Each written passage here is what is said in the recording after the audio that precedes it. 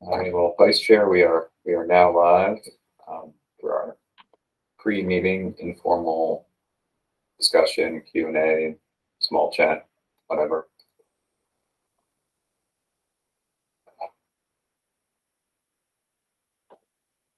I think our chair was having tech problems. She was in the meeting and then dropped out, so she might have to restart her computer or something. Oh, there she is. Chair, if you can hear us, I think you're having some tech problems earlier. We are live with our pre-meeting.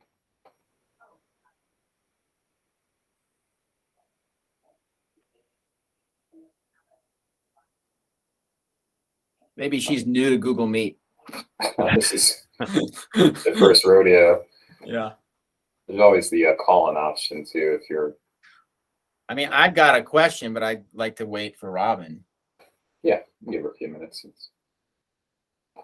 be fine. For those, just a little background on the substation part. So the public meeting lineup was going to be design review, PED on August 8th, council August 23rd. PED on August 8th has been canceled, and we are pulling it from our August 23rd hearing at council. So we'll have more time, but hopefully Robin can hear me because it sounds like you may or may not have public comment today. I do think it is probably one of the few chances it would be helpful if you're up for it, because it's one of the few chances that the public will have comment before it gets to council. Well, is that true? Because if they come back for a formal, don't they have to come back for formal review before that? So let's hear public comment, at least my vote, during formal review. Fine, if they come back. And then there is a community meeting as well on August 8th that Duke will host. Also, Will, we received a couple of emails. We received one to the Downtown Commission directly from Friends of Lexington Avenue. Okay. And then several of us, I don't know if I forwarded that to you, received one from Michael McDonough. So there's, I've been getting some kind of back channel stuff maybe on that. I want to make sure and pass along. I'm going to do that real quick. Make sure you've got that. Okay, no, that's great. I mean, that's a good segue from my question while Robin's trying to get on, that I was very interested to hear my fellow committee members' thoughts on, and yours, Will, but we're a design review committee, and I've gotten that email from Michael McDonough. I'm getting phone calls and texts from all sorts of folks. What is our purview? Are we looking at the design of a project as it comes before us? Are we supposed to be discussing whether or not the city should be doing this or doing that? Isn't that up to council? Isn't that a political issue by elected officials? I would love some help understanding that so we don't start to kind of deviate from what our role should be. Sure. So, the way I think is to look at it is that your purview is regarding the design, and based on the downtown design guidelines, at least for the formal review, and any reasons for supporting it or not should be based on the guidelines. I think for informal, it doesn't have to be as structured as everything based on the guidelines, but it should be about the design. So it shouldn't be about whether this is a good idea, whether a potential land swap should happen. That should not be part of the discussion. You can say maybe things about the height or some parameters of the design or whatever. Some of those things can't really be moved, so it's more about how do the elements like the walls get designed in a way, how does the streetscape interact in a way that kind of mitigates any issues or makes it a better project. So as long as you stay within the design lane. And Jeremy, I would say, I think that's true for this. I think as the Downtown Commission, my fellow members who are members of the Downtown Commission, we can speak directly to how it fits in with policies for the city of Asheville. And so if you, my fellow members of DRC, are not on the Downtown Commission, but you've got thoughts on that, send those to us, and we'll make sure they get addressed when it comes before us as well. Does that make sense? Yeah.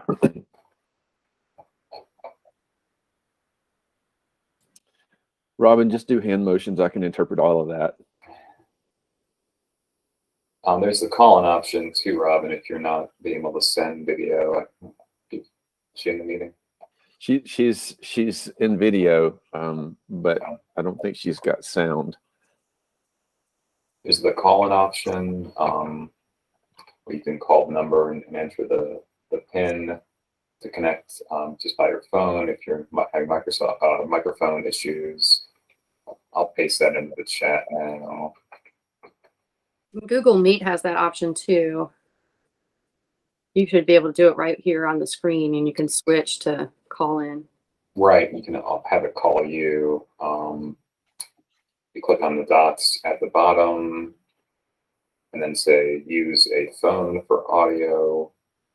You can enter your phone number for the call me option, and it'll call you, and then you type in code or something that connects your feed with your phone. Will, I'm probably following up on Jeremy's comment. I came in a little late, sorry. I heard you say to stay in the design lane on what's proposed here. But wondering about the size of the substation and questions around like upgrades to the existing one. Would that reduce the size and therefore the footprint, and then how that could all be reorganized or arranged? Is that something we can talk about today, or is that more for another committee? I mean, I think talking about the design of the proposed substation is fine. They might not be able to change the configuration of the elements necessarily. I wouldn't necessarily want to be talking too much about what if they redevelop the existing one, or what if they did this or that. They're not proposing that as of today, so I would focus on what they're proposing. They might want to give some background about different options they've been pursuing and the pros and cons to each one. But yeah, I wouldn't want to talk too much about different scenarios that they haven't submitted for. Will, do you know who's going to be presenting the substation? It will be Patrick Kogo and also Brian Lauer. Yeah, Brian Lau there, and then also Patrick Koval. So I work for Duke Energy, and then Patrick's our site consultant, and he's planning to go over some of the renderings we provided. Okay, great. Thank you. Kate, in speaking to the size question, oftentimes, I mean, obviously we look project by project, but this is, I believe, CBD zoning and allows a certain height. So I'm always asking myself, okay, if this is not this project, what else could go there? And if there's a 12-story towering building there that's allowed to be built by right, I always consider those things as well. I'm sure you do too, but.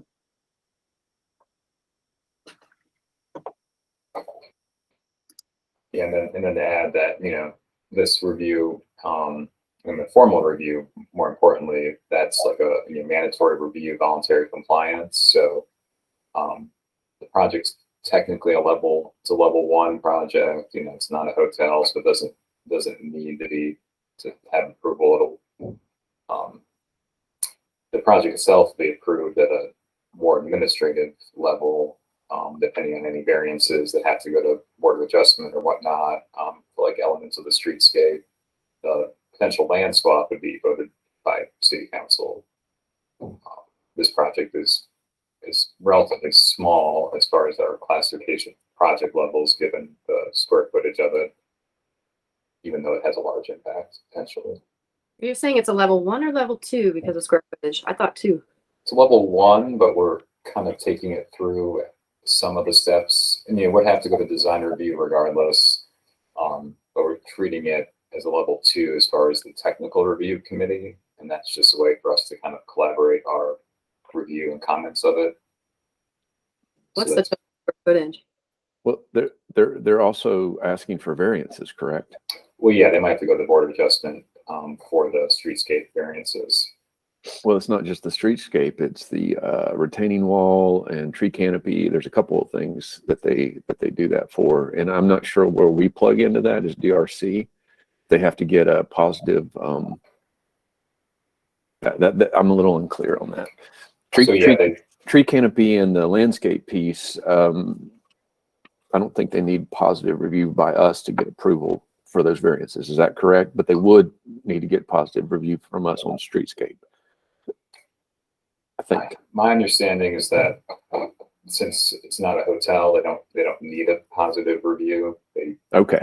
They should get one like any other project, like Just going to council, I would strongly advise them to. right. And like I was saying, council's not really approving the project. They'd be approving a land swap if that happens, technically.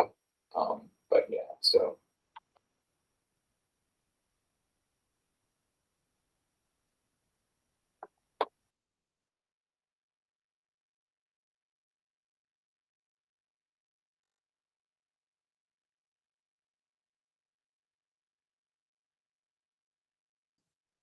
I feel like we're in an elevator again. No one's talking to each other. Are we supposed to be talking to each other in the pre-meeting? Is there anything else that anybody would like to discuss before we start the official meeting, since Robin's not able to weigh in? I'm able to talk through my phone now, but I didn't hear a word anybody said, so that's why I'm not saying anything. So I don't know what you guys have been talking about during the pre-meeting. I hope it was interesting.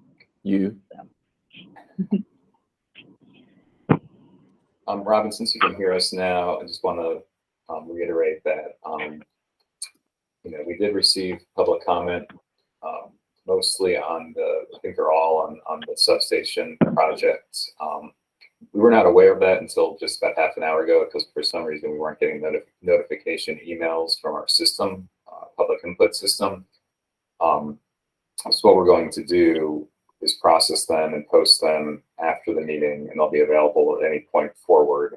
Since the substation project is an informal review, there's no public comment associated with that. It's only up to the chair's discretion if they want to take live public comment. We do try to provide any public comment ahead of time, even for informal review.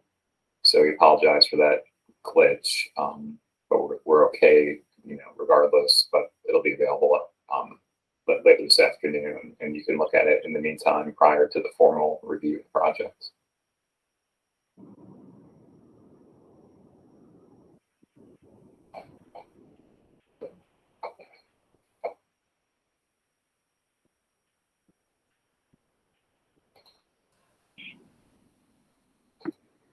So Will, I want to make sure I understand. They're asking for variances on street trees, tree canopy preservation, the property line buffer, and the 5-foot wide planting strip around the retaining wall. And I'm talking about the substation, obviously. Those are the variances that they are currently requesting. Is that correct? I'm not 100% sure on all of them. I know it would be for the sidewalk, and it would be for the street trees. I'm not positive about the landscaping or the retaining wall or the setback off the top of my head. That's, it's not irrelevant, but it's not super relevant for this review technically, but I will confirm that for the formal review and put that in the staff report so it's much more clear.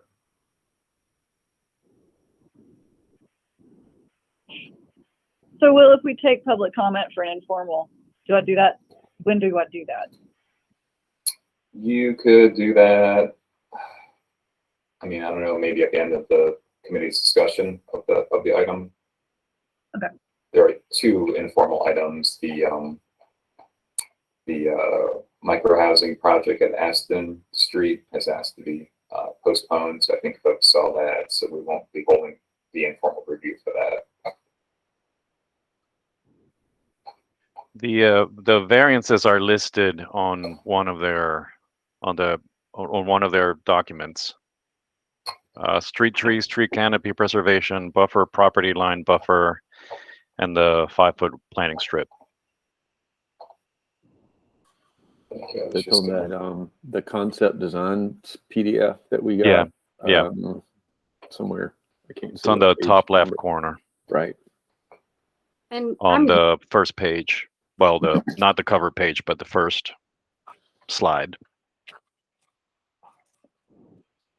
I'm going to again request the square footage if someone knows it. I'm hearing from some of the folks that it is over 20,000 square feet, triggering level 2. Is that the What project are you guys talking about? is that the square footage for the lot, or is that what you're asking? Robin, this is the Rankin substation.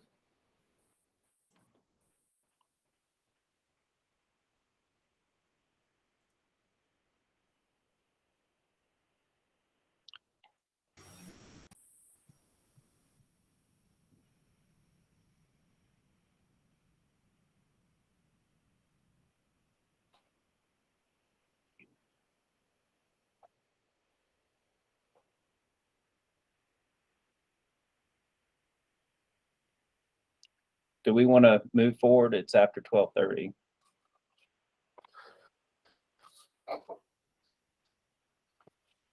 Okay, Robin, are you able to call the meeting to order? Yeah, I am. Great. Good afternoon. I'm Robin Rains, and I would like to welcome you to the July 21st Design Review Committee meeting. This is a 9-person committee whose primary function is to perform design review for the projects located in one of the city's 3 designated design review areas: downtown, the riverfront, and the new hotel overlay zoning district. This is a mandatory review, voluntary compliance process with one exception, and that's for hotels seeking to skip council review. Hotels taking advantage of this incentive must receive a positive recommendation from the committee. All committee members and staff are participating virtually. We appreciate your patience. We are streaming live on Virtual Engagement Hub, which is accessible through the Virtual Engagement Hub link on the front page of the city website, and also linked on the committee page. You can also watch the meeting on the city's YouTube channel.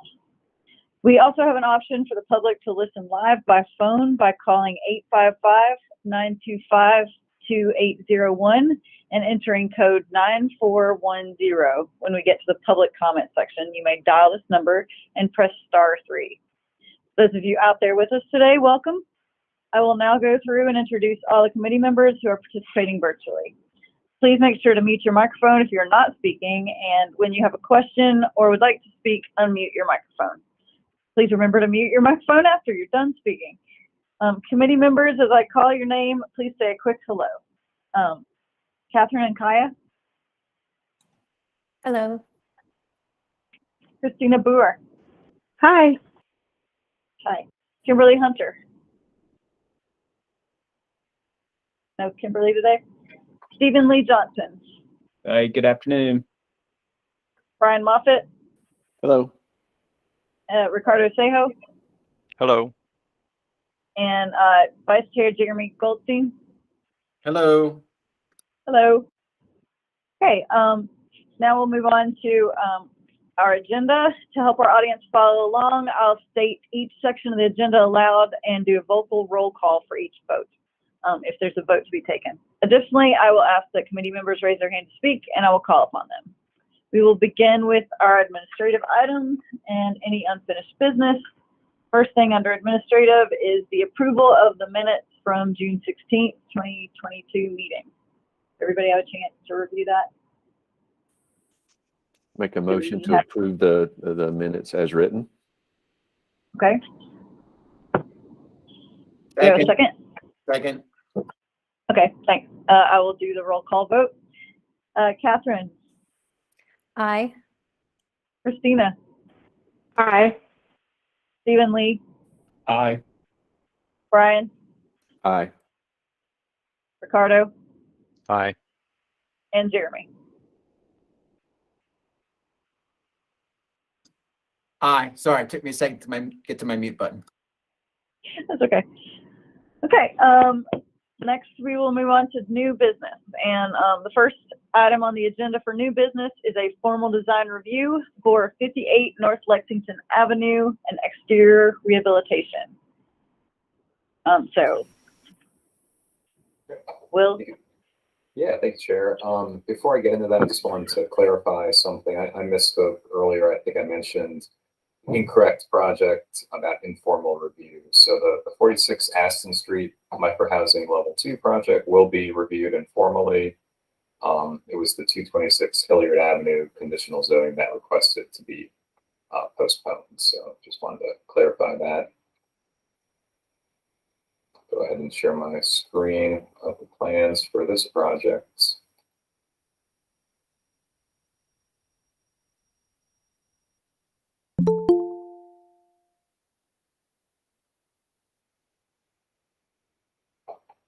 I think this one's trying to join the meeting, trying to let them in.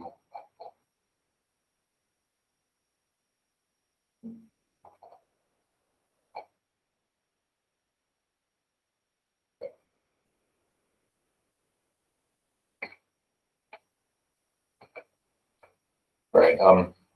This is a review for an exterior rehabilitation of an existing building located at 58 North Lexington Avenue. It's relatively minor, small scale project. It's not technically a major work, but one of those projects that is kind of above what staff can administratively approve. So I wanted to bring it all to the committee for your review here today. So this project at 58 North Lexington, the property itself consists of two existing 2- and 3-story buildings with a mix of uses and ground floor commercial. The proposed work is to the existing 2-story building located on the north side of the property. It includes an installation of a new storefront entrance along the property line, replacement of the storefront windows, restuccoing of the front of the building, and repainting of the building's exterior. At some point in the building's history, the original storefront entry was removed and a recessed entryway was installed. So this proposed rehabilitation work will restore the storefront to its original design and location. The storefront will be tempered glass panels with aluminum 4-grid structure, fixed transom windows. The new storefront windows on either side will consist of 2 sets of tempered glass panels with aluminum 3-grid structure spaced about 5 feet apart with fixed transoms. And the proposed storefront windows will pretty much mirror the adjacent building to the south at the 3-story building on the same property there. The project is supported by a number of the guidelines in the downtown design guideline document, including maintaining and establishing a 0 front setback from the right-of-way with pedestrian entrances on the frontage line, especially on key pedestrian streets. Traditional facade components being incorporated into the design. Appropriate scale and consideration of ratios and proportions of solids in between doors and windows for storefronts and doors.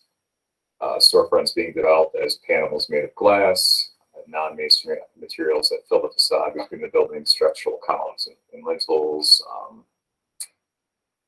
That the original sizes, shapes, and locations of storefronts are maintained. That renovations that eliminate original characteristics are discouraged, and that the basic material characteristics of the building have been maintained, uncovered, or replaced with a similar material. Therefore, staff supports the proposed exterior rehabilitation at 58 North Lexington Avenue and recommends approval as the project is in alignment with requirements and guidelines. If I'd answer any questions, then we also have the applicant, Dave Brown, in the meeting with us if there are any questions for him.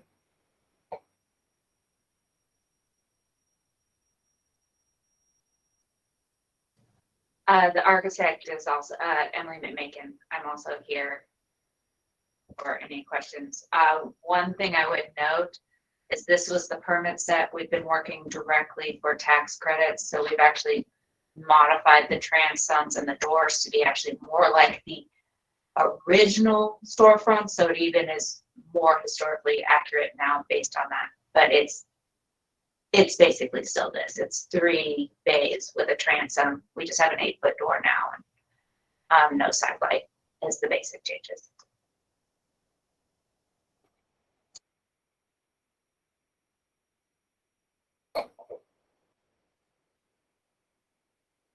And we will want to just open it up for public comment before any motions are made.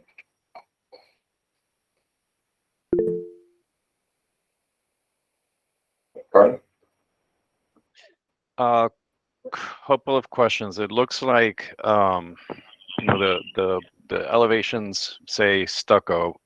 Is that, are we talking about real stucco or are we talking about a DAFS? And I see that in one of the wall, or in the wall section, there's a reference to styrofoam. So that sounds like EFS to me. And I thought EFS was not allowed downtown on first floor, on the first floor buildings. And to that, you know, to that point, if it's like a DAFS system without the styrofoam, is that okay at the first floor of buildings? Because the difference, you know, the surface difference between a DAFS and an EIFS is, I mean, there's none. It's the same finish and the same material on the surface. Sure. Yeah, I know synthetic materials like EFS are discouraged in the downtown guidelines. Can you, architect, clarify the proposed materials?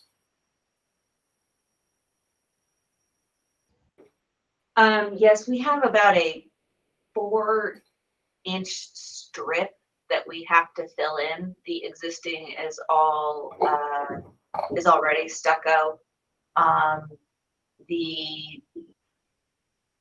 We had done the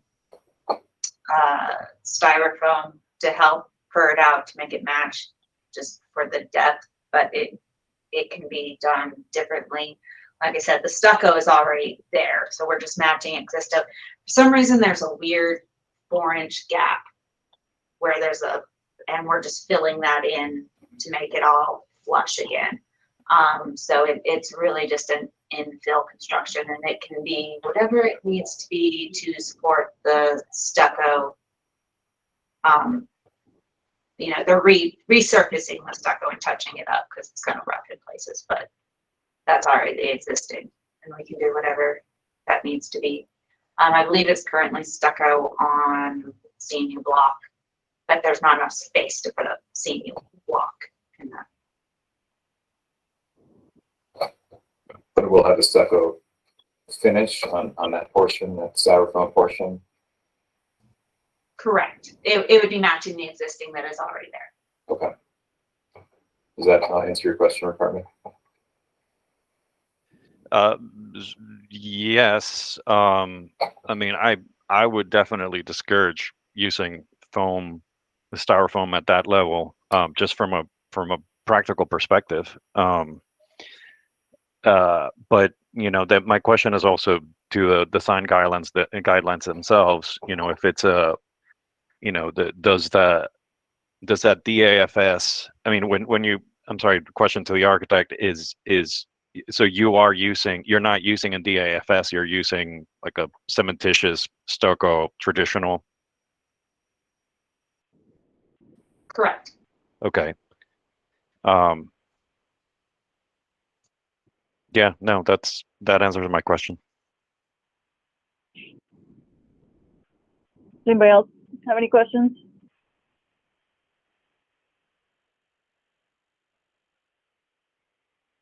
And you did say, I'm sorry, my audio is terrible today. You did say that little side light was gone, right? Yes, the door is now 8 feet tall and is slid to the right. Okay. And those panels, the transom is now at the height of where the 8-foot door is, so there's not this double transom over the door. So it's just Okay. one transom all the way across. It's a little larger than shown, kind of split the difference of what's there. And yes, this side light's gone because the door slid over. Chair Raines, after we get public comment, I'm prepared to make a motion. Okay. Do we have any public comment, Will? Avery, do we have anyone online? We do not have any callers.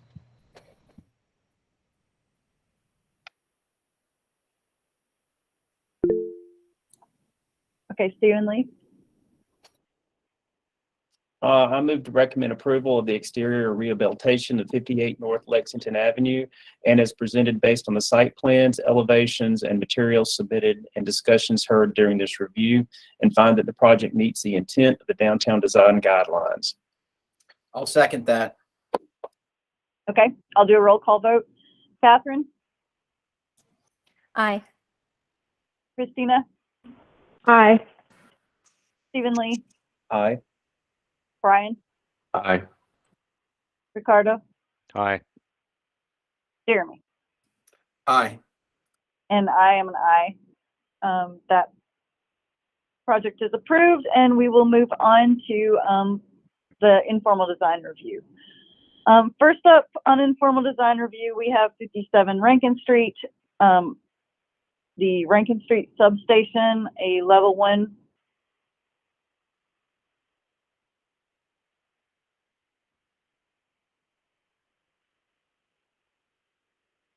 Is there anybody from the design team here to present that project? Thank you. I cut out for a minute there, Chair. I will be showing my screen with the plans and the presentation that the applicant submitted, if they want to go ahead and introduce themselves. And Sure. And Will, were you guys going to present the other presentation, or do we go straight into the one we prepared? I don't think we're planning on presenting our presentation, so That's I'll fine. just have yours up here. And Okay. That's fine. I think we had 3 slides. We just wanted to provide a little background. Okay. And then we were going to show our site plan, and then we have some renderings that show the options for the retaining wall and landscaping. So if you have, Is this the right presentation? this is the start of the renderings. I think there's like okay. 3 slides that it just kind of orients everyone on where the site is. I got you. Sorry, 1 second. No problem.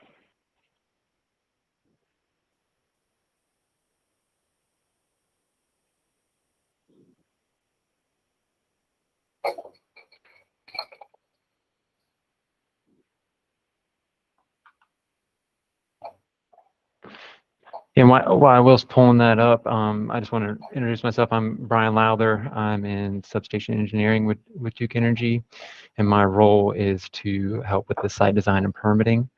And so we have a team to help with that, and we have a consultant, McAdams, as well as designers to do the physical substation design. And so Patrick Cole's also on, so he'll go over the renderings, and I was going to share kind of a little bit of the project history, and then show our preliminary site plan, and then show the renderings.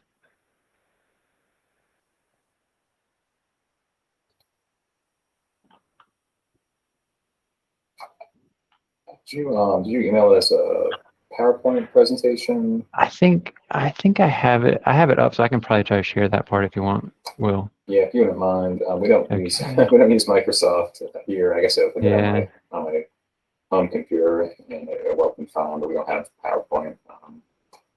Okay. Here, let's see. Let me see if I can do that.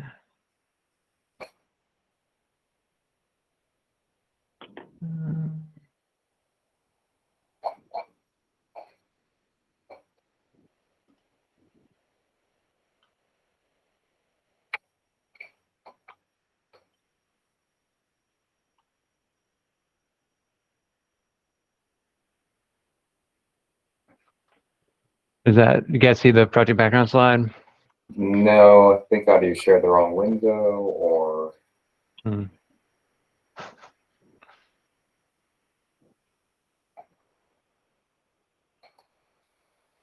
okay. I think I can share it. Sorry. Just give me 1 second. While you all are figuring out the tech problem, can the chair or the committee indicate whether or not they plan to have public comment after this? I believe there are people listening that need to know whether or not they need to get a print call queue. So yeah, I think we can have public comment. Okay. The goal, Sage, I think, was to let them do their presentation, we'll probably do public comment, and then we'll have our informal discussion. Right, Robin? Is that what I heard? Yes. I Yes. think they were just waiting to hear if they should stay with you or not. So thank you. I think there was also a question on the square footage. Is that right? Yes. Yes, and to planning staff, if it's square footage of the, parcel versus building, I believe it's building that triggers. So Correct. Right. And we have enclosures for the, control enclosure and switchgear, but they're not considered dwellings. So we figured we were under that 20-foot threshold. Right. And that's our understanding as well. Okay. All right. So after much anticipation. Yeah, thanks, Will. I appreciate it. This is just kind of going through, kind of orient everyone where the site is. Hopefully people know it's, we have the Civic Center in yellow, and then we have our existing property and substation in green. You can see the footprint there. And then we have our proposed New Rankin Avenue substation in blue, which is the parking lot across the street.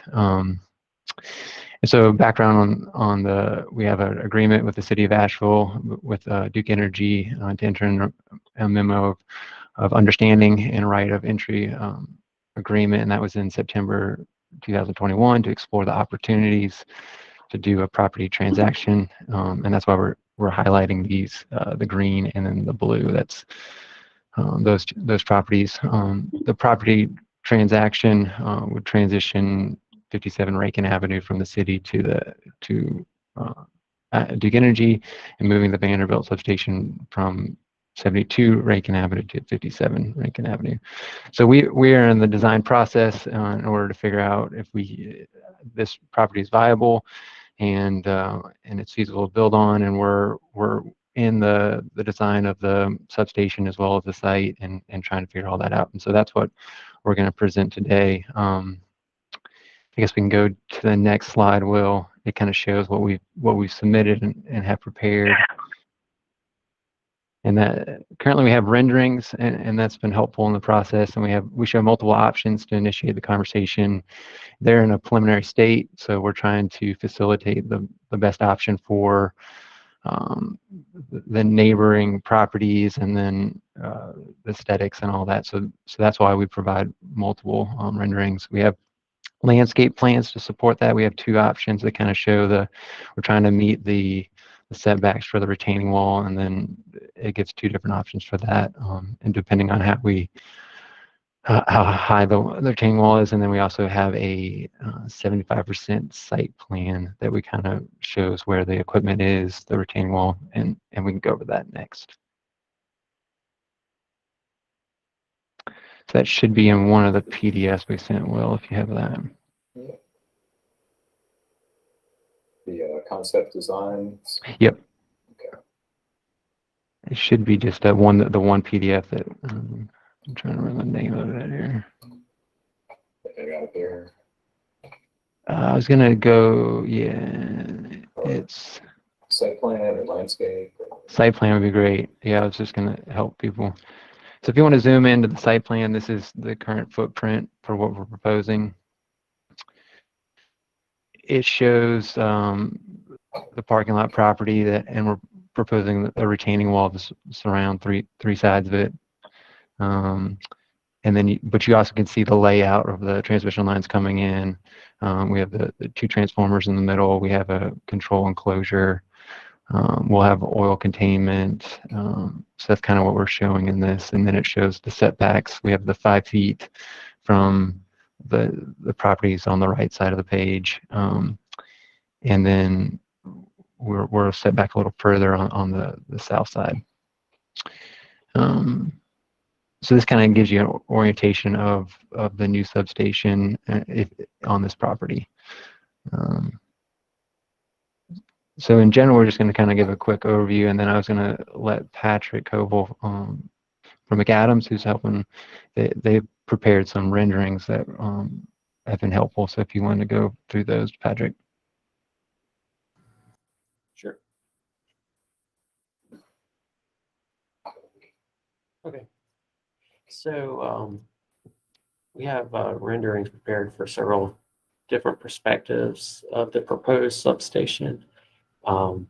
There's quite a few slides here, so I might go quickly through them, but stop if you want to take a look or discuss anything. As we mentioned, the variances that might be sought are in the window here on this sheet: street trees, tree canopy, buffered property line, and the planting strip for the small walls, as you'll see on the left and right on this sheet, and also the sidewalk width. So if you would go to the next slide. This is the existing view of the site from the parking lot from near Lexington Avenue. And next slide. Yep. So for the walls, we're going to show 4 different possibilities. We're looking for feedback on the design preference here. So the way the options are split up, we looked at having a wall that ties into the existing slope at the property line, which is this one, and keeps that existing slope. And also we looked at different finishes for the screen wall. So the bottom portion of this wall here is the retaining wall. It's concrete, a pile with concrete slabs that slide in between the piles. That's the part that's actually retaining soil. And then the kind of little lighter part above that is the screening and also security wall for the substation. And that's where we looked at a couple of different options for finishes. So this is the metal panel for the top screening wall portion. And What's the step back for the top wall? What do you mean? I don't recall how many feet that is, but I think I can. What do you mean by the question? I mean, are you planting in there? Is that just gonna, what's the purpose? No, it's right on top of so we have a retaining wall and then we have a screen wall that's protects the substation, and that's currently, usually we have like a chain link fence with barbed wire, but in this case we have to have a taller non-conductive wall, and so that's 10 feet, and it's right on top of the retaining wall. It's around the whole substation.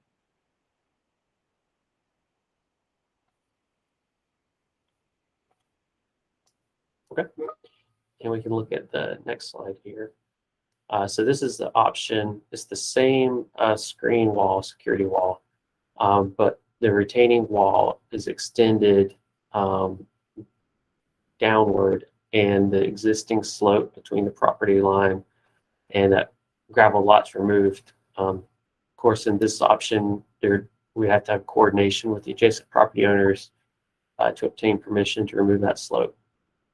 We're showing the vine covering the retaining wall portion, and that top portion is the same as the previous slide. The next option is a different finish for the screen wall. This is a stone veneer finish. So this view here is stone veneer finish and keeping the existing slope. And the next slide will be stone veneer finish, removing the existing slope, retaining wall further down. So those are the 4 possibilities from the Lexington Avenue side from the parking there. And the next slide will look at a different perspective. So this is that same parking lot looking at from a different angle. So we'll go through the same 4 options from here. This is the metal screening wall. We're keeping existing slope. Next one is metal screening wall, removing existing slope.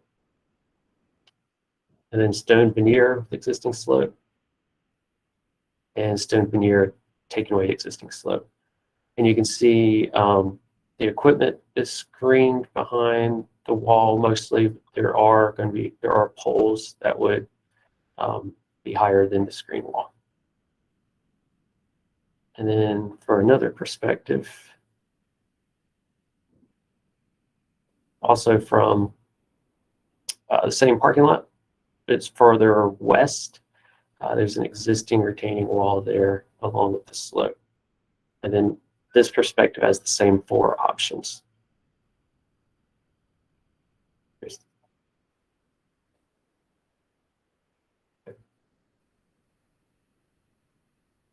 Okay. Thank you. And the next perspective is from Rankin Avenue looking west. There's an existing, the site is about where that person is standing, is the near side of the site. There's an existing retaining wall there. And then our next slide will show proposed retaining wall and screening wall in that location. Same 4 options, just from this perspective. Stone, well, 2 options. So there's a stone finish there on the screen wall, and then previous was metal.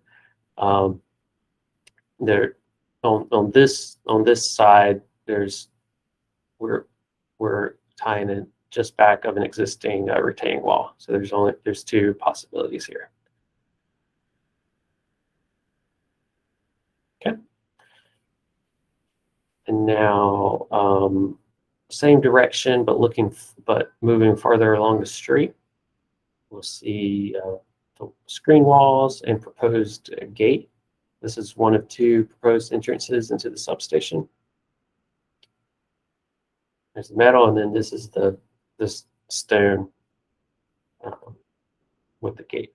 And to the right, just simulating that's the existing substation to the right.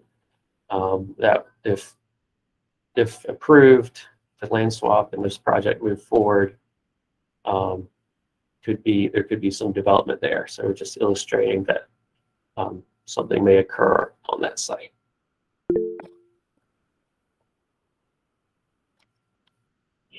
Christina.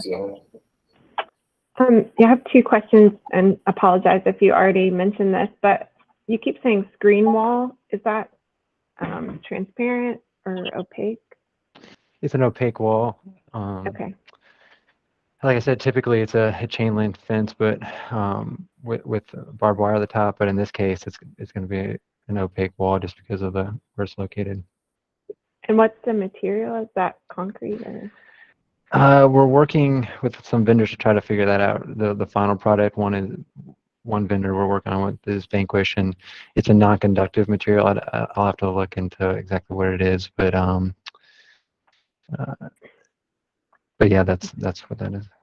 And then, are there any like designers or consultants that you've worked with on this project? Designer for the project in general, and then like consultants for the vine walls or maintaining them? Yeah, so you mean like the consultants for the engineering side of it, or just consultants for the green wall, for maintaining that, or for the design of that, or any architects or designers involved on the project in general?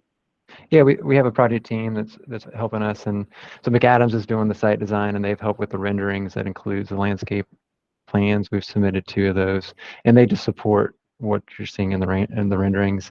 And then we have a consultant to help with the retaining wall design, and then there's actually another consultant that's working on some of the substation design parts. So. Okay, thanks. Stephen Lee.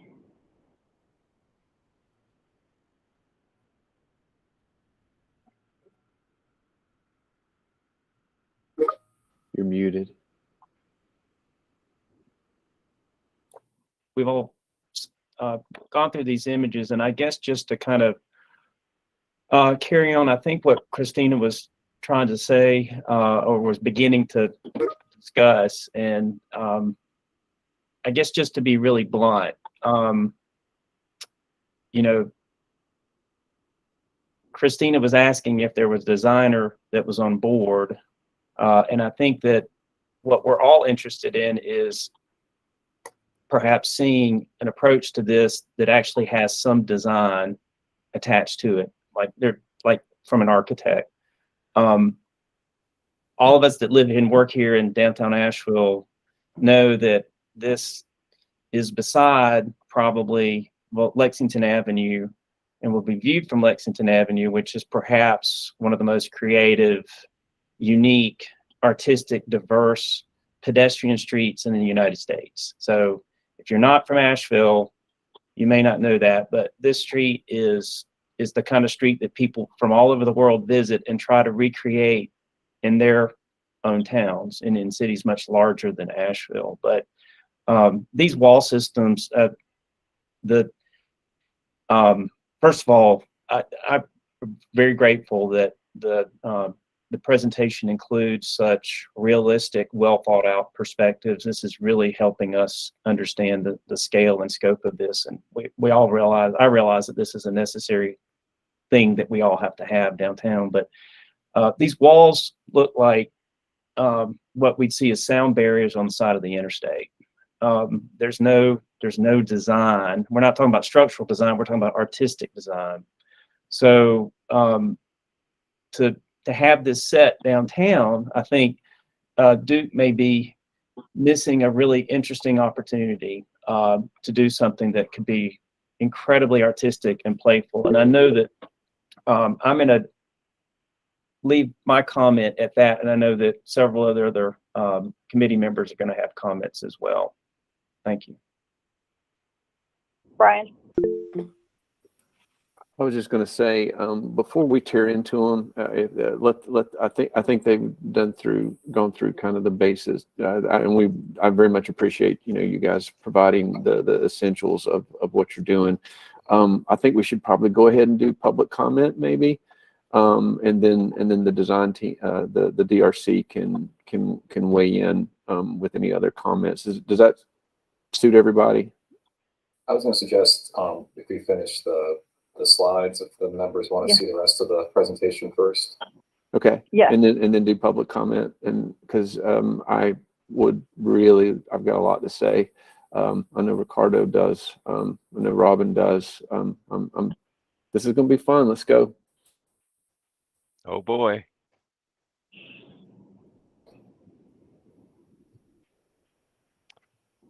So this is the other entrance with the two wall options and a sliding gate here to allow maintenance vehicles into the substation. And that's the second finishing there. And then same general location, different perspective, metal wall, then the stone veneer.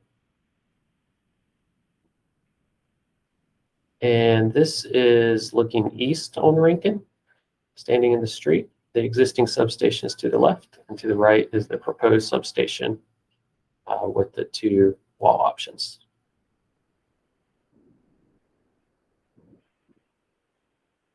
This perspective is from the parking deck across the street, looking down into the substation. And the transformer equipment's in the middle of that, and then two enclosures on the near side to house and other equipment. And that's with the rock veneer wall. And I think that might be the last one.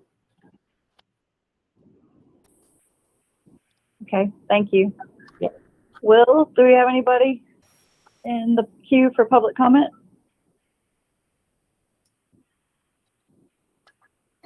We have one caller connected, but they're not in the comment queue. I don't know if they mean to be or if they're just listening in. If Would you'd like you to make a comment, press *3. Yeah, did we announce how people call in? I'm Yeah, getting a I did message. that at the beginning. Okay. I can do it again. If you want to call in, your number is 855-925-2801, enter code 9410, and press *3. Looks like they are entering the speaker queue. So I'll open them up as soon as they are in the queue. Okay, thank you.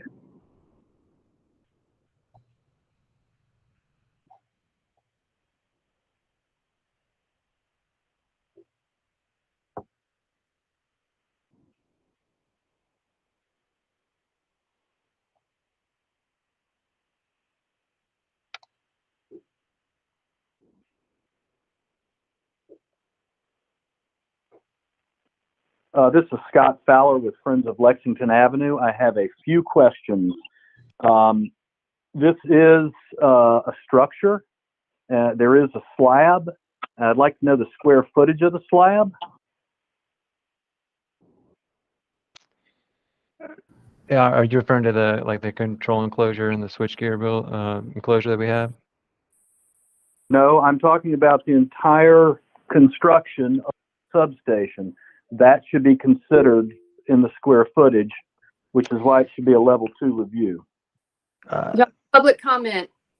Listen, don't respond. Not meant to be dialogue. 3 minutes for public comment. Thank you. Secondly, I want to just remind all the committee members that since the city owns this property, your say has a very big impact. We know that design review is mandatory and compliance is somewhat voluntary, but we, the city of Asheville, own this property, and therefore your comments matter. Second of all, I would like Duke to show a better rendering of the impact on the streetscapes of both Rankin and North Lexington and the broader downtown area. Right now, all you see is close-ups, and it's very disorienting. That's all I have. Thank you. Thank you. Is there anyone else in the caller queue? No, someone did call in just a second ago, but then it looks like they hung up. So that was the only caller. Okay, thank you. Brian. And I'll go. I'm going to tag on to what Christina, I think, was getting to and where Stephen Lee Johnson was going. So a Duke team, what we're looking for is an actual design of looking at this not as, okay, we know we've got to put these equipment here and then we know we've got to screen it. But I want to design. I want it to be its own thing. And so look at, I think Christina posted I think it's the Denny substation in Seattle. Obviously, this is nowhere near that big. I think that one even incorporated some public-facing retail or something. But there's a ton of built works that you can look at. I know some of them are indoor works, but some of them are just exterior pieces. Where they really designed it as a piece, and they really thought about it as not just we're just sticking a wall around a substation, but they really designed it as this is an artifact that people are going to engage with as they walk around.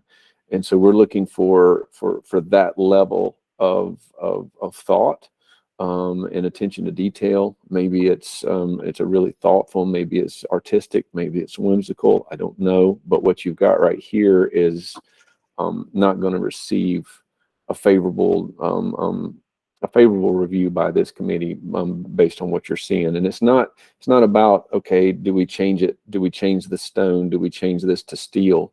That's not even, you're not, if that's what you're hearing, then I'm not communicating well. I'm looking for an entire design. Let's look at this thing as an artifact, as an object in an urban environment, and think about how people relate to it. What are they looking at? What is it communicating? And go from there. So we can expand on that if you'd like to. We can go into some precedents and go from there. But I'll let my other commissioners speak. Sage. Sure. Just a couple things I'd like to ask, and they can be rolled into a list of answers as we get through public questions from the committee. I was part of the review of the substation over on Klingman Avenue and Patton, and it was the first gas insulated in the state, I believe. I'd like to hear feedback on why that's not an option here. I've heard various things like that particular model requires more square footage. I'm not sure if that's true or if I've just heard that. I would like to know if, so the tree protection ordinance, when it comes into play, part of it was having the tree species identified that were on site. I'm wondering if that is done. Like when I look at that hillside, am I looking at 40 weeds that grew into trees, or are there 12 good trees? I really am not aware, other than having to go personally look at trees. So I'm wondering if that exists. And then from the Duke folks, is there a height restrict, like these retaining walls and walls around this, can they be taller? Is there some reason for your structure that they can't? I mean, particularly this view we're looking at, I know it's just a parking deck staring at that, but when you're walking by, it will be huge. And lastly, I am wondering if the overall square footage of this is required, if it could not be smaller, obtain the same power infrastructure we need, but allow for a larger buffer and perhaps some of those trees to be preserved. Thank you. Ricardo? Thank you. I'm gonna kind of tag along to behind what Brian said. He talked about the way that people interact with this, the way that people look at it, the way people see it. You know, I absolutely agree with everything that's been said so far. It's just a box with very tall walls with no design thought whatsoever. I would make suggestions like, you know, if you're, you know, I don't know if it matters to the operation of the facility itself, but as far as like the screen walls, if we're just trying to block things out, you know, we're also blocking out the sky. You know, you can incorporate openings into that, and the trade-off between showing a little bit more of the equipment and a lot more of the sky, you know, I think is valuable. I would also suggest looking at, you know, it you know, in a way it makes me think of a fortress, but I've seen fortresses that are beautiful and very interesting, you know, and you know, that work with the landscape. You know, maybe there's an opportunity here to create almost like a promenade between it and the parking lot below, and it becomes a connection between the two streets, between Lexington and Rankin. You know, creates an opportunity to, you know, to create public space where people can actually, you know, be, you know, move through it, be, you know, live in it, interact. I know that it sounds like an odd thing next to a a substation, but at the same time, it is in the middle of the city, and you know, maybe there's an opportunity there because it also allows you to break up, create levels, create depth, as we're looking up at this thing. I do appreciate the realism of the perspectives and the renderings. I agree that we should probably, see it from a little bit farther, as the caller suggested. But I do appreciate that you guys just presented this straight up and not really trying to sugarcoat. The vegetation looks like it's shown in the winter, mostly in the winter, whereas, the renderings, have ivy growing on them and things like that. So, I don't know how that plays out. But I think that the massiveness of this and how solid it is and how there's really just one plane to this. There's no depth, there's no articulation, there's no engagement. As far as the materials, the one that's made to look like stone almost looks like a Indiana limestone, which isn't really something we see around here. So I would also push for not just the design of it, but also the materials that engage more with what is in the area around where this facility is going to be. Thank you. This is a Google Meet question, but Brian and Patrick, can you guys see the chat? There are 4 good examples that Christina and Brian put on the chat. And maybe that will help explain more than words too what we're talking about. I mean, I just think if this were more exciting, if there was a little more going on, a little less repetition. And I think that all four of these examples are good to look at. They may not be the same scale or size, but it explains what we're talking about with some images that you can show your team. So those would be good to tab and save. Does anybody else have any comments? Stephen Lee. Just to kind of summarize too, I think what we're asking for is there needs to be another design team member added to the team. This is specifically a design task that is going to need to be done by an architect in order for us to begin to see something that we could vote in favor of. So currently that team member does not appear to be present. So just to be clear about that. Thank you. Avery? Yeah, I just wanted to say we do have another caller in the queue that joined during this discussion. If you want me to bring them in. Sure.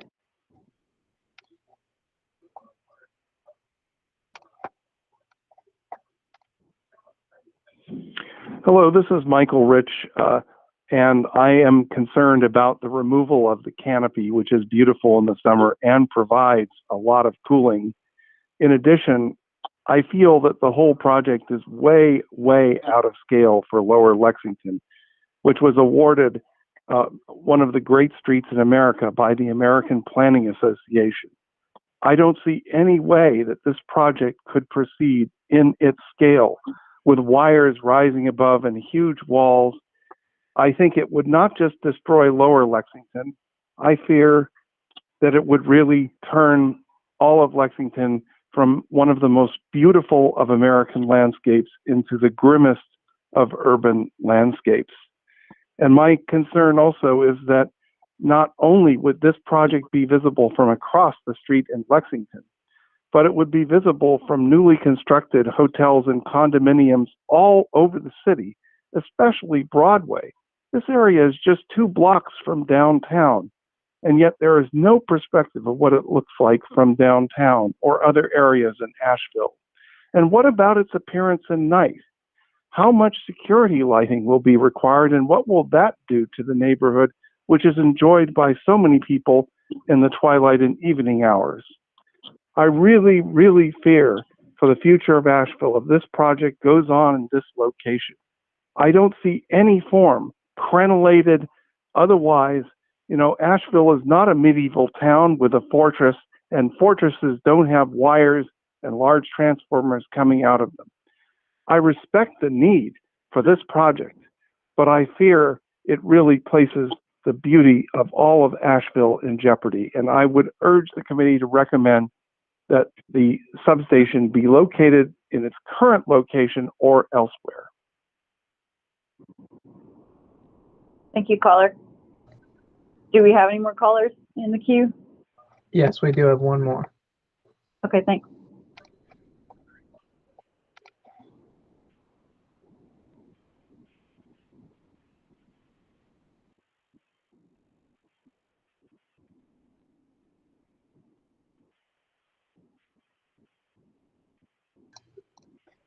Hi, caller. If you can you hear us?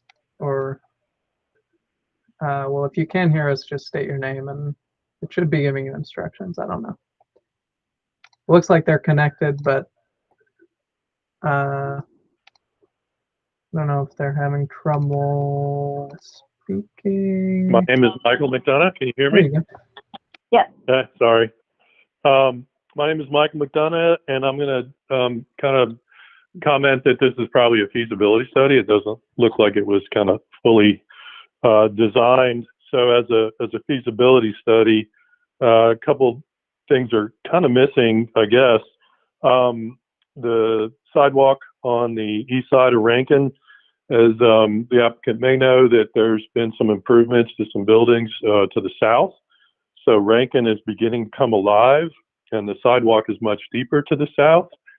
And given the existing power station and the parking garage to the west side of Rankin. That's not a great pedestrian side of the road, so we really need this east side of Rankin to come alive as it moves north.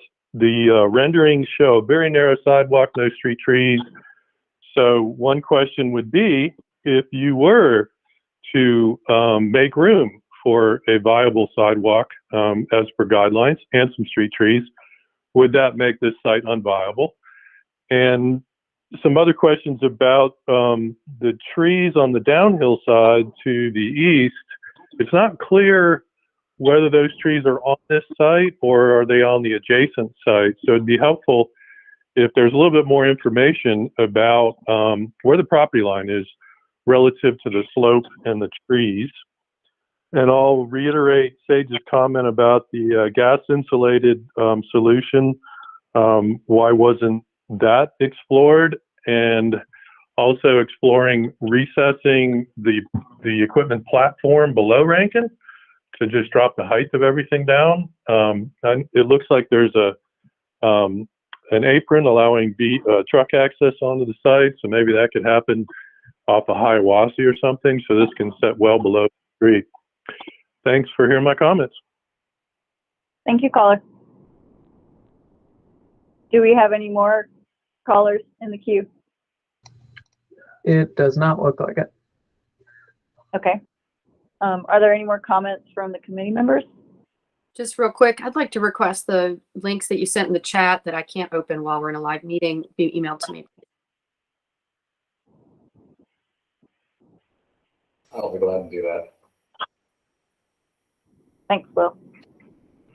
Does anyone else have any comments? No, but this would be a great time for Duke to speak to whether or not they had looked at the GIS system, or if there's some reason they hadn't. Yeah, I don't think I'm the best person to speak on that.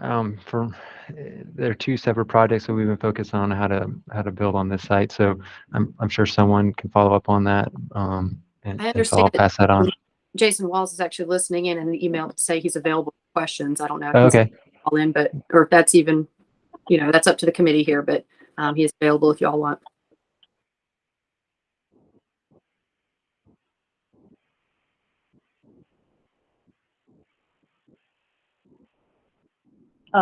Do we want to hear from Jason, or what is your plan moving forward? Another informal review? Brian or Patrick? Yes. I mean, we're going to take this feedback and try to figure out what the next steps are. Initially, we weren't thinking another informal review.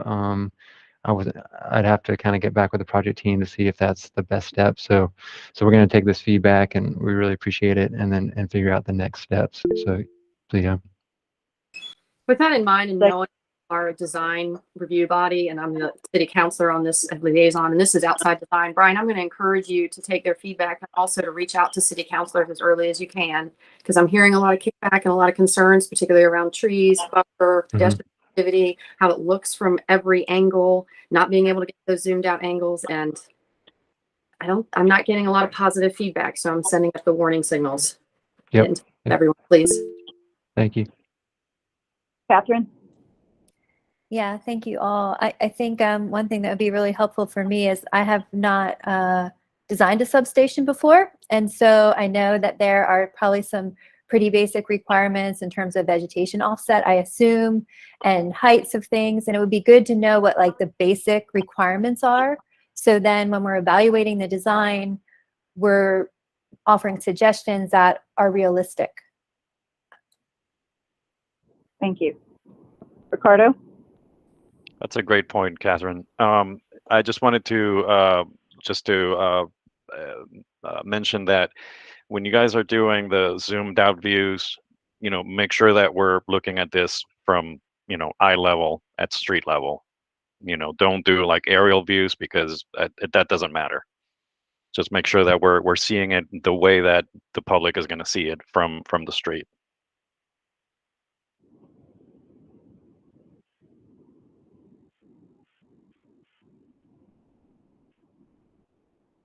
Okay.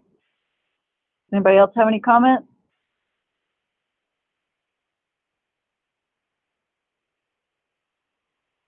I think it would probably be best if you guys come back for another informal review. That I think that'd be the best way forward for this project, but that's my opinion. Okay, well, if nobody has any more comments, thank you. And we will move on to our next informal design review, which is 46 Aston Street, Aston Microhousing, a level 2 project.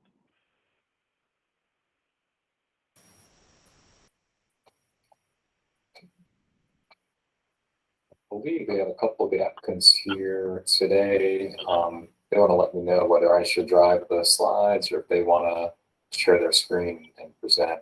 Either way would be fine. This is Cynthia from MPS. I work with Brian Cook in the architecture office. If you could share your screen, that'd be fine since I don't have the presentation open right now. Sure, I'll just go ahead and open this point.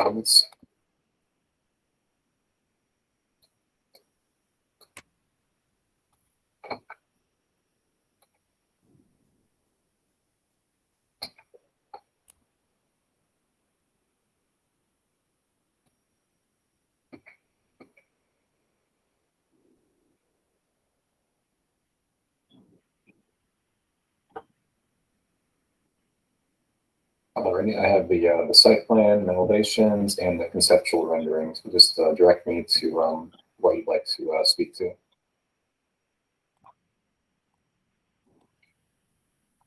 So I'll be doing the presentation for the site and the renderings that we're looking to get some feedback on. Could you go to the next slide? Because I have a larger site. Could you Also, this conceptual renderings. There you go, this one. Okay. So the site right now sits on 46 Aston, and currently it's a L-shaped single lot. On the north, you see Aston, and on the south, you see you have Sawyer Street. We're kind of in the center of the block, so we have an adjacent property on the right side.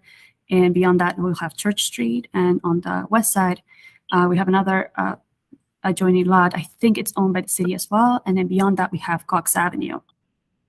Our client right now is looking to subdivide this lot into 3 parcels.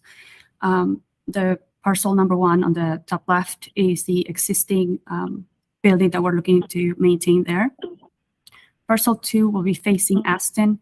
And this is where we'll be placing or proposing a new 7-story building to house micro-housing units.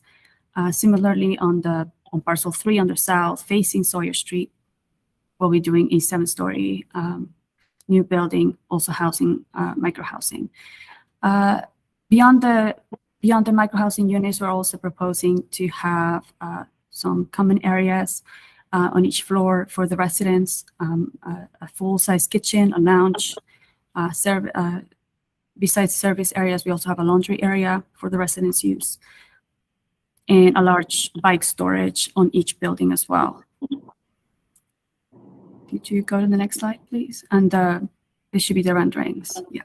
So on the, are you able to zoom in into some of these images? Because they seem a little small. Can you zoom into the left side image?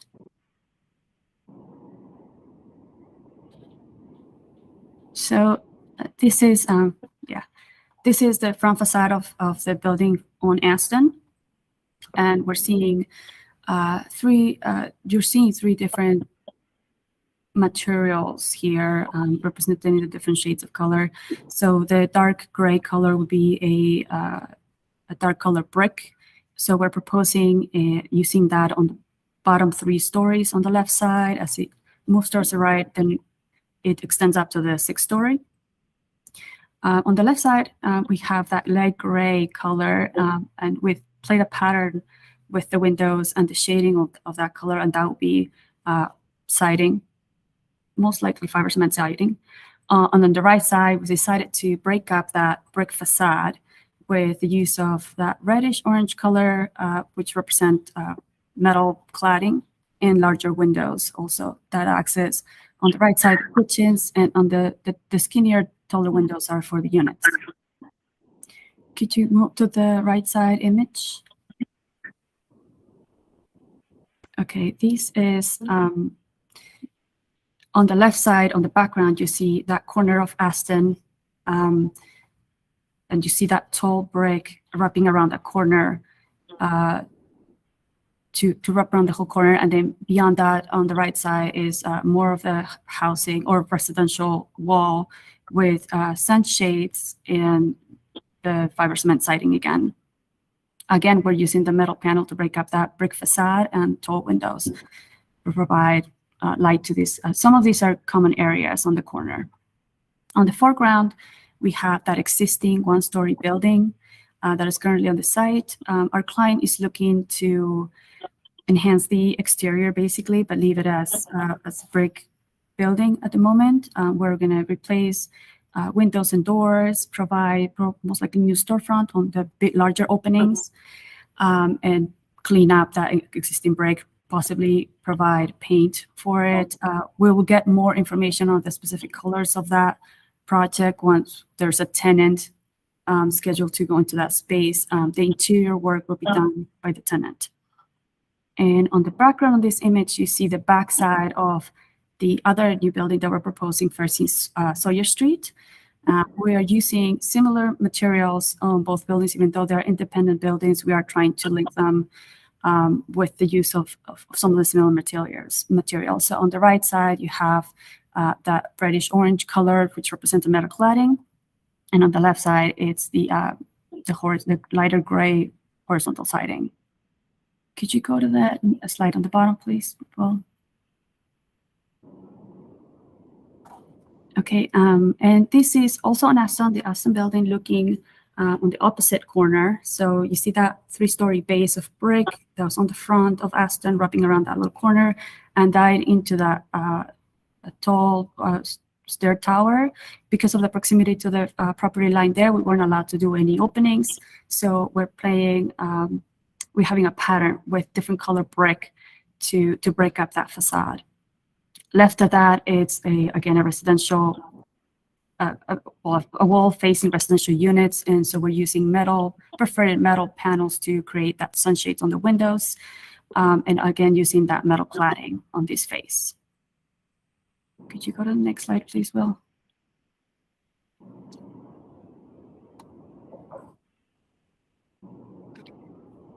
So these two buildings, or these two images, show the new building facing Sawyer.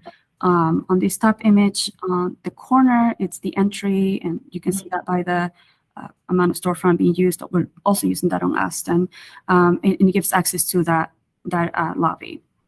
And we are using again the dark gray material for a brick on the base of the building, and above that, on that corner, we're using a metal cladding as well, but in a darker gray color. On the left side, we have that reddish orange again, connecting the two buildings, but using metal cladding on this side. On the top, you have of that corner, we see that canopy on the corner, and that is the exterior terrace for the residents' use. On the right side of this image, and this face will be facing Sawyer, it's we're using the horizontal siding, in a light gray color, and we have perforated metal sunshades for these windows. And if you could go to the next image, please.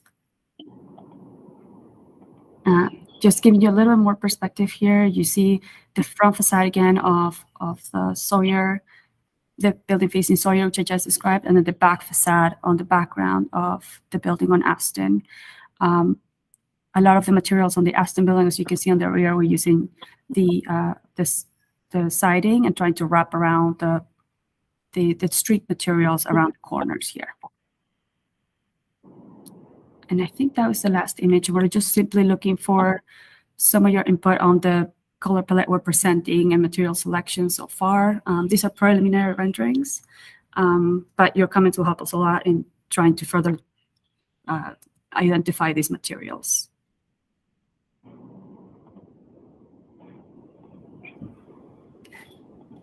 Thank you. Does anybody on the committee have any comments? I have a question about the courtyard at the existing building. Is that meant to be public space or private? It seems like there's a large wall in front of it. Yes, if you can go back to the site plan, please, Will, because I think that shows it a little better. So right now on the existing building, it's simply parking on the front of it facing Aston.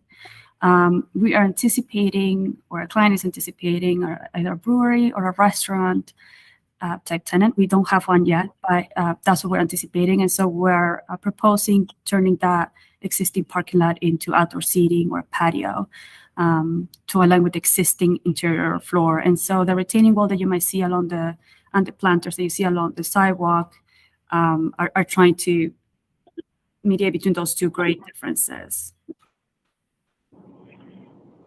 Okay, thank you. Stephen Lee? Thank you. It doesn't look like there's not any parking associated with this, is there? Now, because we are in the CBD district, we're not required to have any parking, and there is a besides that you can see here, actually, there's other parking lots around the area. There's also a big parking garage across the street. Buncombe Street, coming towards Aston, has the county services building and a big garage there that can be used for residents if they decide to use that. But we are providing the bike storage for the residents. Okay, great. And have y'all considered what your stormwater management methods are going to be on this? Hey, I can jump in there. This is Warren with Civil Design Concepts. Thanks, Warren. Yeah, so when we had a pre-app meeting with the city a few weeks back, and I'm not sure if the stormwater plans are in here, but we do recognize we're going to have to chase stormwater down Sawyer a little bit to get to some inlets that are nearby. We made the TRC submittal just yesterday, so I'm probably thinking about those plans as opposed to the DRC plans. But we do recognize there'll be some on-site collection and trying to sort of route that to nearby inlets. Okay. I guess you can see where I'm going with this. You think there's any chance that at least some of the roof area would be considered for green roof? I can't answer that, but I know that that's something you bring up at each one of the DRCs. Okay.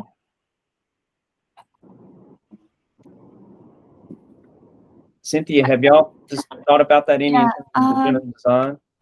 We can definitely follow up and check with, this is going to be a more of a client question as well. We have done, previously I've done some of the projects where they have the green roof, even if it's not I think expensive green roof. But that's going to be a question that will have to be brought up to the client for them to weigh in. Okay, we appreciate you looking into that. It's interesting. You can go, William, if you're still in, are you still in control of the slides? Yeah.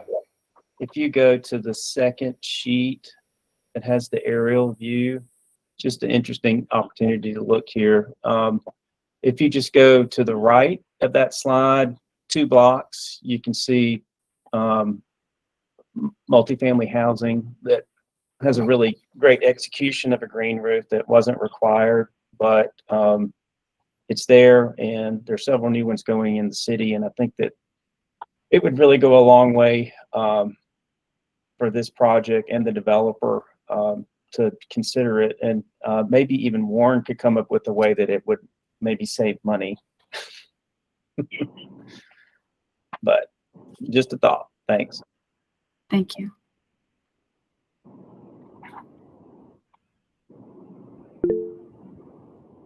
Catherine. Thanks. I would also point to, I think, another project CDC worked on 145 Biltmore that used the green roof for their stormwater. Is similar kind of project. But I just wanted to point out that this project, I'm really familiar with the site. I used to actually park down in that parking lot all the time when I worked on Church Street. And Church Street is such a lovely, it's like one of my favorite streets in Asheville, amazing streetscape. Of course, we're talking about historic plants, historic buildings, but just to say, this is a great opportunity to improve the streetscape and the quality of the pedestrian environment on Aston. And so I really love seeing the street trees. Of course, I'm sure they're required, but just to really be thoughtful about what species you're choosing, maybe find something that, depending on what the overhead utilities are, that could cast a lot of shade. This area is a really hot area. There's not a lot of vegetation. So just thinking about ways that we can incorporate that into this area would be great, and especially improve the quality for the tenants, and then all of the increased foot traffic on that road. Thank you. Jeremy? Actually, my question is for Kate. If you could speak a little more about some of the savings from having that green roof in terms of operationally and energy savings. Everyone's always focused on the cost, but is there really a long-term increase in cost, or what are the opportunities there? I mean, now's a good time to bring it up. Sure. So from an economic standpoint, your client might be interested to know that their roofing is going to last 2 to 3 times longer if it's covered with a green roof. So in terms of long-term operational costs and maintenance, there's some savings there. Warren and his colleagues can speak to the cost savings associated with, I don't know what they would need to do underground for this particular project, but it might be good to compare the costs for that versus the green roof. But every project's different, and you know, you all handle it differently depending on the site. But just to say that sometimes the green roof tends to be more affordable than the cost to do underground stormwater infrastructure. But again, that's dependent on the project site, what's existing, how far we need to go. But Warren would be able to answer that question much better than I can. In terms of temperature, if we just talked about how hot this area is, that roof would be ambient temperature. It wouldn't be very hot. It wouldn't, you know, fluctuate in temperature and help to cool the broader area around that green roof. So those are some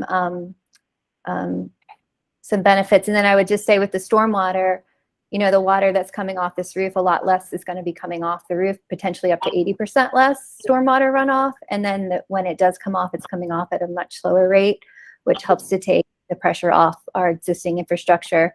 So these are just general points. Thanks, Jeremy, for the opportunity to share those.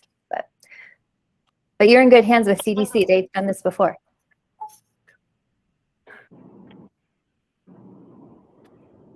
Does anybody else have any comments?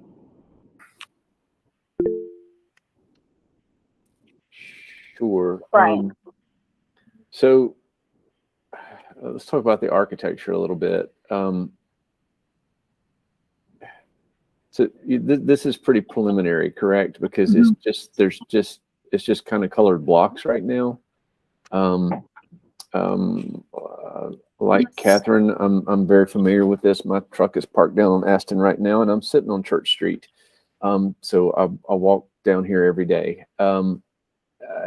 There's some delightful buildings. The building on that residential building, the 4-story brick building on the corner of Church and the one that goes around that goes down towards Sawyer. That building has so much detail to it. And this building just looks like it's going to be flat plains without a lot going on the windows. You know, obviously, we're not looking for you to provide a false sense of historicity or any kind of thing like that. You know, it needs to be of its time. But right now, it just doesn't look developed. And I'm sure that's a product of kind of where you're at in the process. But I would just strongly recommend when you come back that we can actually see what's going on with the materials in the building, and that it's more than just a flat plane with punched openings.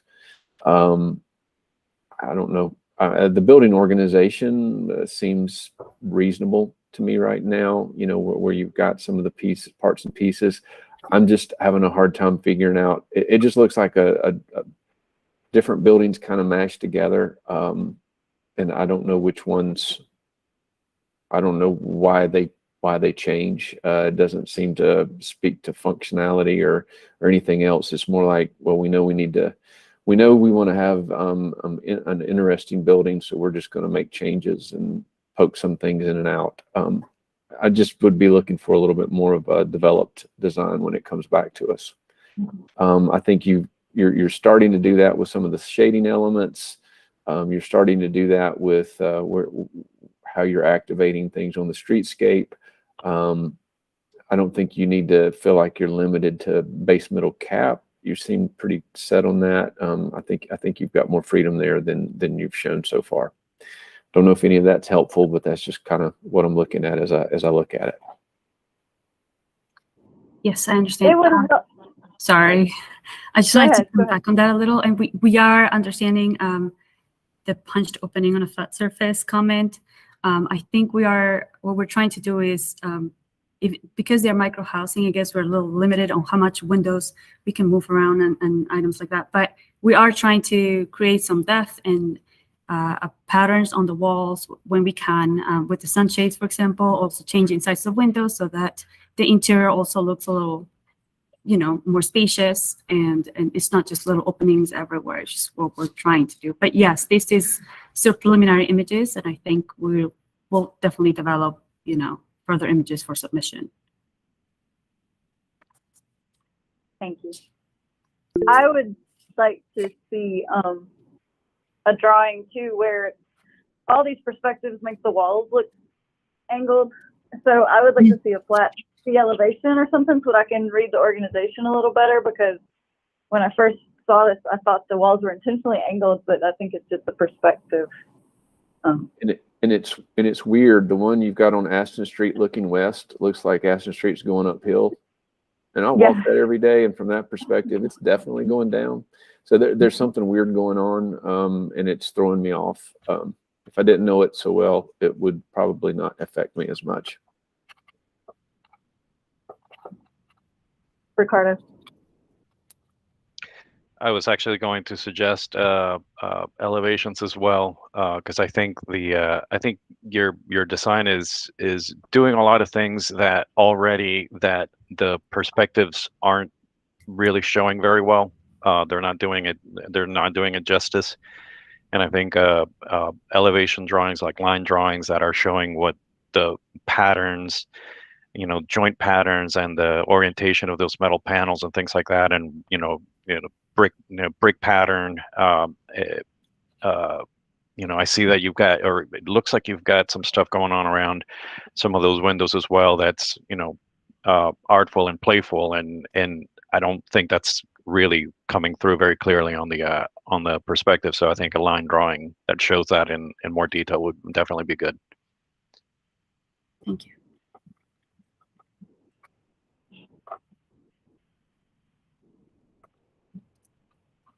Anybody else have anything?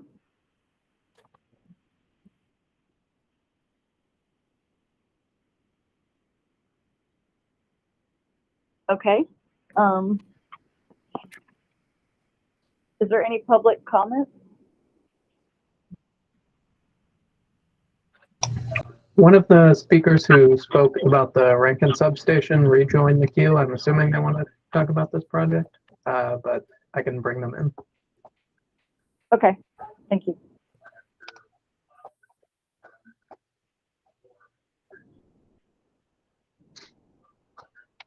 Thank you. Just a brief comment. I think this concerns the Rankin Avenue project. I think that people may not realize that, yes, this is just a simple land swap, but you're now locating this project on top of something that's 10 meters above, or 30 feet above the surrounding terrain. And the tallest trees actually reach about 36 feet into the air, those at the edge of the parking lot.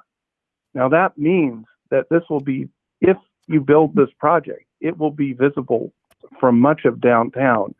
And it's important to consider how it might look like from the Eris Hotel, for example, and other of these new, very, expensive and beautiful condominiums So I think in addition to the street level views, the views from the downtown hotels are important too.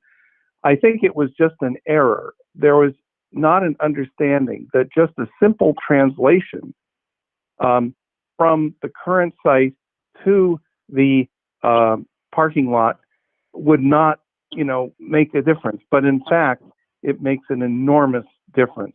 It makes this project extremely visible. And that's it. Thank you very much for your time. Thank you. Okay, does anyone have any comments about the project that we are speaking about at this time? Okay, well, if not, then thank you for your Thank you guys for your presentation, feedback. and- We really appreciate it. Yeah, thank you. Do we have any future discussion topics? I know that Will and I have talked a little bit about talking about what is expected of this committee, and Will said that in a couple months we may have a presentation from the city about what they expect us to do, some clarifications, which I think would be helpful. Yeah. And look forward to Absolutely, that. Chair. Yep. Yeah, Director Opal, Jamie and I have been talking about that a little bit, following up from the discussion at the downtown commission meeting, just to, as requested, to help kind of clarify roles, responsibilities of this committee, of that downtown commission. Yeah, I think you guys have a pretty good hang of it, but never a bad idea to review and touch base and get on the same page. So we're going to be working on a presentation to share and with both this committee and that commission in the next month or so. Other than that, I don't think I have anything. I don't know if there's anything else floating around. Okay. Catherine, did you have something? Yeah, that would be helpful. How did the pre-meeting work for everyone? It was helpful for me. This is my first, I don't know, did you have it the last meeting? Or do we have it? Oh my gosh, I was at the last meeting. You would think, no, I don't think we could because we didn't advertise for it. I didn't miss it, but okay. Yeah. I thought it was helpful. I'm just adding that. Next time I'd like to see Robin. Yeah, next time I'd like to be involved. I could see you talking, but I couldn't hear what you're saying. So it seemed like you guys were enjoying it. So. We could see you Okay. talking. Yeah, you just couldn't hear the words I was saying. I just wanted to tag on to the comment about the roles and purview and that let's try to make that happen. I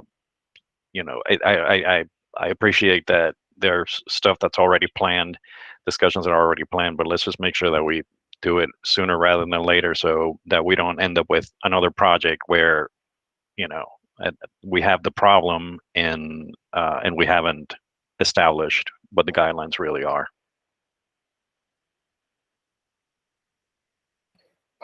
And not relevant to this meeting because it's only just 2 o'clock, but if we were still in informal review, we'd be taking a time check now. I think that and the pre-meeting are kind of our 2 major improvements to help manage people's time and understanding of projects. And then the informational presentation will be kind of another improvement. And if there's anything else that you all want to talk about or think about, feel free to shoot me an email directly. We can bring it up at the next meeting or one-on-one as warranted. One last for me, just to say, those of you that are feeling pretty passionate about the substation discussion and design, if you want to talk directly with me, I would find that helpful. Thank you. Thank you. Again, thank you for all your expertise. I've been more than pleased and impressed every time this board gets together and reviews every project. So just a big thank you. Okay, well, if nobody has anything else, I think that we are ending our meeting 1 minute late, and that's awesome. So thank you, everybody, and see you next time. Bye-bye, everybody.